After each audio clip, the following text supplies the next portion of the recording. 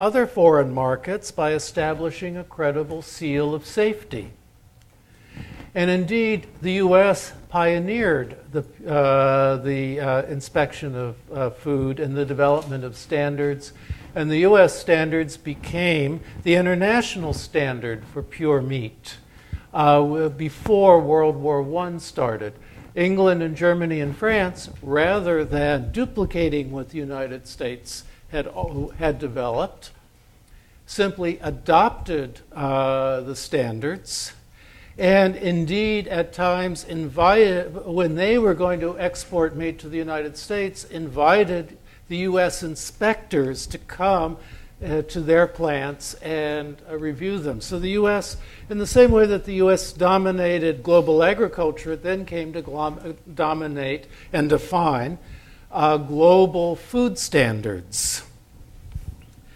The law established an office within the Department of Agriculture to inspect all meat produced for interstate commerce.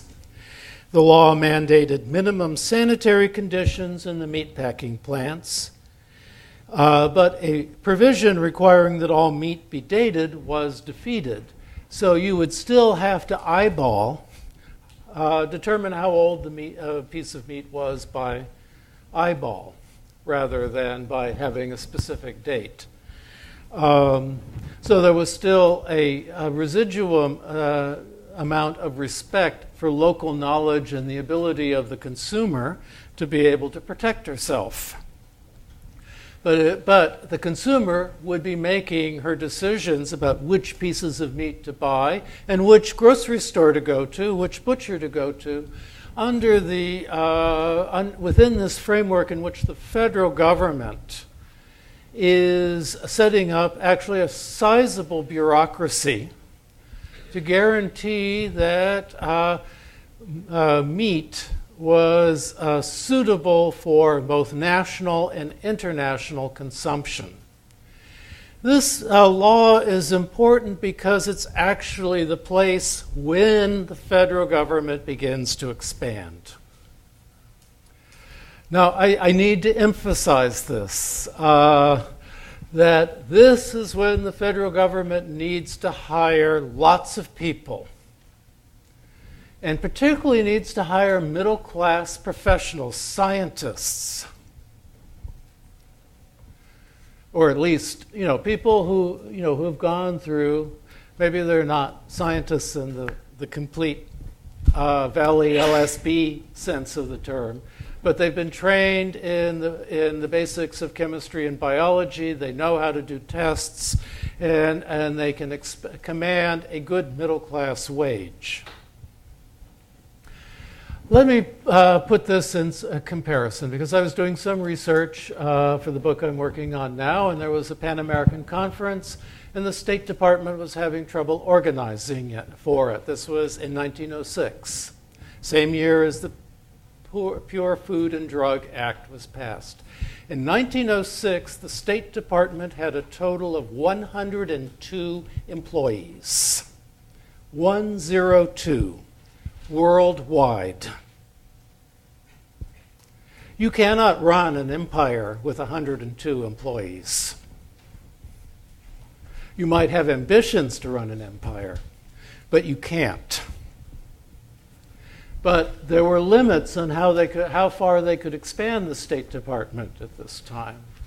But the Department of Agriculture, which existed to serve farmers and make them secure their income and make their lives easier, could be expanded. And to protect consumers, to protect the citizens from dastardly people who would poison them or turn them into cannibals. That you could do. So the state grew rapidly in places where it could protect the citizenry. Now, most reformers were disappointed with the bill, which is probably typical. Journalists, however, began writing about the abuses of the patent medicine companies. Now, patent medicine is a term that we don't use anymore, but it essentially refers to non-prescription drugs that you would go into a drugstore and buy for a cold or a headache or something like that. In one article, an author noted that gullible Americans spent $75 million a year on patent medicines. Now you have to multiply that number by probably a factor of 20 to 30 to get it in anywhere near today's money, hoping that they could overcome the many ailments that plagued them. He then revealed the results of a special analysis of some of the most popular items in the patent medicine market. Hostetter's stomach bitters was 44% alcohol and had no ingredients whatsoever that aided digestion. If you got drunk enough, you wouldn't feel the stomach ache any longer. Its only beneficial characteristic was to get you drunk and put you out. Most cold and flu medicines had opium as their base. The result was that many Americans were addicted to opiates became addicted to opiates while they were trying to get over the common cold. So later in 1906, Congress passed the Pure Food and Drug Act. The act required only that product labels clearly list the ingredients used in a medicine. The assumption being that if people knew the truth, they would make the right decision about what was best for them. But it also created a bureaucracy of drug inspectors who would verify that the labels were correct. Again, largely college-educated young men, some women, who could graduate with their BAs and go work for the federal government or often for the state government to verify that the substances that people were using were what they said they were. The federal acts then also spurred many state governments to pass their own laws that would go even further in regulating these substances. Milk laws provided another arena for struggle, but that was fought out at the state level rather than the federal level. So in 1894, New Jersey passed the first law establishing a state milk commission to certify that milk was not infected with bacteria, milk that was put up for sale. Pasteur had only recently discovered the existence of microscopic organisms. Again, this was something that people had not known existed prior to, say, 1880. And he had shown that bacteria were associated with many common life-threatening ailments. The New Jersey milk law did not prohibit the sale of uncertified milk. So if you wanted to buy bacteria-laden milk, you could. And there might be a reason to, like if you want to make cheese or yogurt. But legislators presumed that the public would buy safer milk if they could. Certified milk, however, tended to be very expensive, and the public did not embrace this reform. Indeed, the country was not terribly into drinking milk at this stage. Probably at this time, much of the public did not know what microbes were. It was still this information was still percolating, and the common understanding of where disease came from was that it came from the soil, that there was something in the soil that caused you to get sick.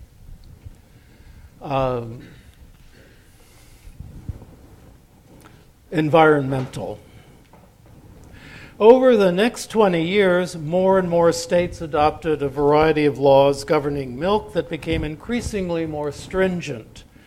And during this time, as the laws became more stringent, dairy consumption increased around the country dramatically, which made the problem of safe milk more pressing, because in addition to the number of serious bacterial infections like E. coli or listeria that can kill people, Contaminated milk was the major vector in the spread of non-pulmonary tuberculosis. That is, tuberculosis that's not in your lungs but settles in your muscles, your kidneys, your brain. It's one of the most painful ways that people died, and it was very common, particularly at this point, amongst middle-class people who were starting to drink milk because they were being told it was important to have more dairy products. In the 1910 election here in California, the demand for milk laws became one of the most important issues leading to the election of progressive social reformer Hiram Johnson as governor. The demand for milk laws also became closely connected to the demand for women's suffrage. Catherine Phillips Edson, who was the leader in the women's clubs in Southern California and a fighter for women's suffrage, organized the campaign for safe milk. She succeeded in establishing a milk commission, a state milk commission, with the power to investigate, regulate, and fine dairy ranches and creameries that violated the standards established in the law. There were minimum health standards prescribed, but equally important were precise definitions of how much cream had to be in milk in order to prevent too much watering down. The following year, based on this success, and serving as chairperson of the State Milk Commission, Edson led the successful campaign for women's suffrage. As the new pasteurization process emerged in the 1910s, Edson led the campaign to make pasteurization mandatory so you could no longer buy raw milk. And the only exemptions that were allowed were for dairies that voluntarily agreed to a higher standard of cleanliness than the law otherwise required.